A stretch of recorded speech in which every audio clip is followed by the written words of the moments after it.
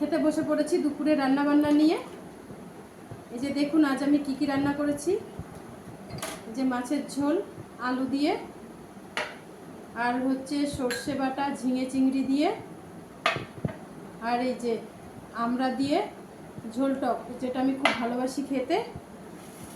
আর এই হচ্ছে কাঁকরোল ভাজা, আর এদিকে আছে মূলো শাক ভাজা। তো আগে আমি খেয়ে নেব মূলো শাক ভাজা দিয়ে।